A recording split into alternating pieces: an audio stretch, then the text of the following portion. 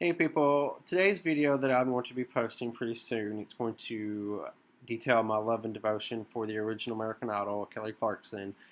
I'm sure you are aware, but Kelly is the only star of pop star, pop culture included, that I have a very close personal relationship with. I say close personal relationship, but practically I've devoted my life to following her and sharing any information that I can about her with anybody and singing her songs on constant repeat. Ask my friends; they'll confirm that story. But anyway, today it was announced that her album that she released last week, Piece by Piece, her seventh studio album, debuted atop the Billboard 200. The Billboard 200 compiles data for sales data for a given week for albums. Also has a streaming piece in there as well. It compiles that data. But Piece by Piece debuted atop the again debuted at number one. It was her third number one album of her career, first since 2009's All I Ever Wanted. Her first number one album was her debut album, Thankful. So this was kind of confirming that the country still embraces her sound of music, which is I really love. This album is different than her normal albums. It wasn't as straight up pop. It had more of a techno sound, more of an electronic sound. It was definitely more of a dance inspired album, and some of the songs on there were definitely more personal.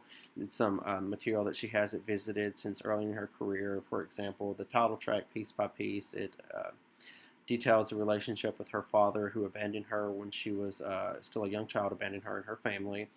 And through the as the song progresses, it talks about how she's found love with her husband and closes with talking about the love that she has for her newborn daughter, River, and how she can never imagine leaving her. Anyway, and there were some other songs on there that I highly recommend.